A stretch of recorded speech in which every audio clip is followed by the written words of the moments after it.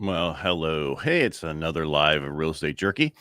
I was getting asked multiple times, or people telling me that they're going to wait until all the forbearance is over because they know there's going to be a whole bunch of foreclosures coming and different things.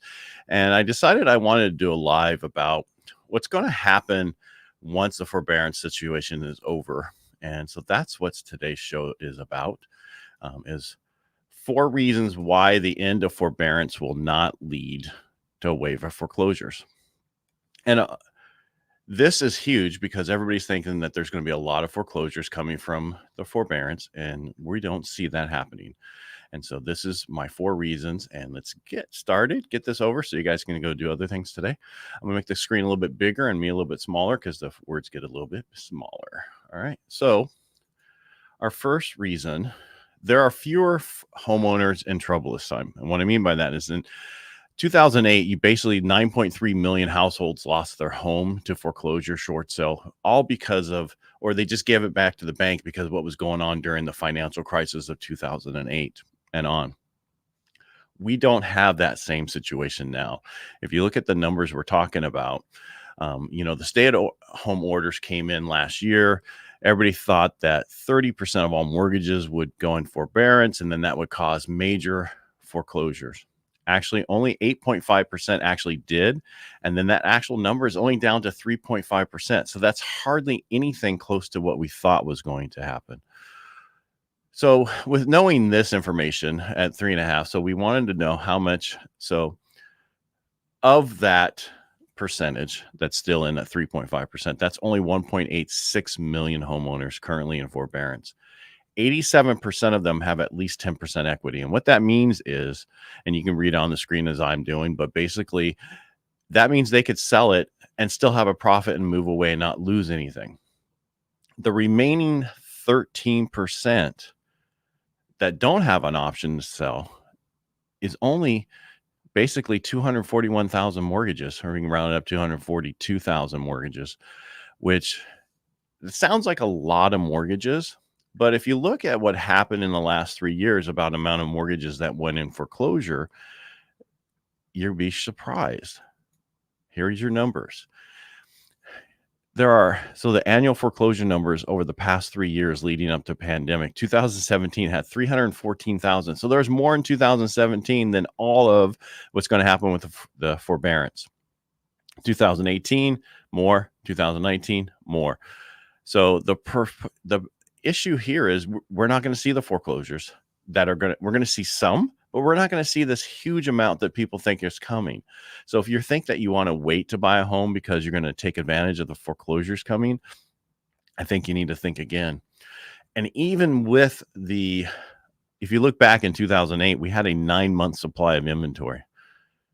Right now, they say we have 3 months nationwide, but actually in certain markets, like where I'm at, we barely have a couple weeks of inventory. So with that being said, there's not this inventory issue that we're going to have. So anything that comes on the market will be absorbed and won't even be looked at. It's so fast.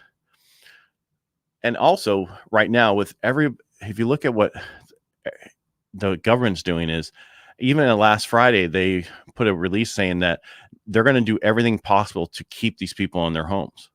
So we're not even going to probably see that 240 some thousand foreclosures to begin with. And if you look at, as long as they can make their payments and move forward, they're good to go. And the same thing is for Fannie and Freddie, and the HUD, which has to do with USDA, it has to do with FHA and even VA.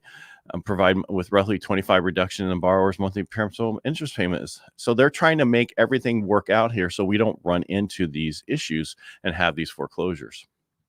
So if you look at the bottom line, I know this was a fast live today, but it's about getting the information out, not about being on. But if you look at when you evaluate the 4 reasons, it's clear that the foreclosure won't come. Even Ivy Selman said that the likelihood of us having a foreclosure crisis is about 0%. So if you go back through this and watch this, you'll see that the foreclosures we're going to see, I'm going to go back to them. So basically 242,000 max. We had more than that happen in the last 3 years prior to the pandemic. So we're not going to see this. So if you're waiting, stop waiting.